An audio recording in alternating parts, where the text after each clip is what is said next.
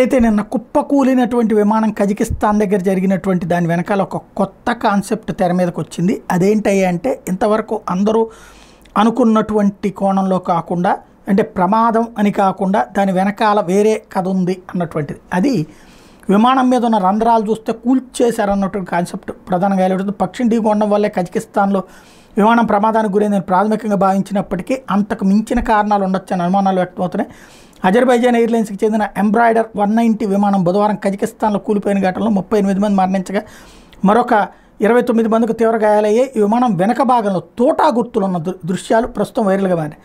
Russia గగనతల రక్షణ వ్యవస్థ నుంచి వచ్చిన తోటాలు ఈ విమానాన్ని తాకి ఉండొచ్చన్న అనుమానాన్ని బ్రిటన్కి చెందిన ఆస్ప్రే ఫ్లైట్ సొల్యూషన్ సంస్థ వ్యక్తం చేసింది. ఉక్రెయిన్ డ్రోన్ దాడులకి అడ్డుకోవడానికి రష్యా మిలిటరీ గగనతల రక్షణ వ్యవస్థను నియోగిస్తోంది. బుధవారం అజర్బైజాన్ విమానం ప్రమాదానికి గురయ్యే సమయంలోనే రష్యాకు చెందిన ఉత్తర కాకసస్ పైన ఉక్రెయిన్ డ్రోన్ దాడి జరిపిందని, దీన్ని అధికారికంగా ప్రకటించలేదని రష్యాకు చెందినటువంటి ఓ మీడియా సంస్థ కథనాలు ప్రచురించడంతో ఈ అనుమానాలకు బలం చేకూరుస్తుంది. అంటే ఈ ఎయిర్ డిఫెన్స్ సిస్టమ్ యాక్టివేట్ కారణంగా అందువలన చనిపోయి ఉంటారన్నటువంటి విషయం ప్రధానంగా బయటకు వచ్చింది.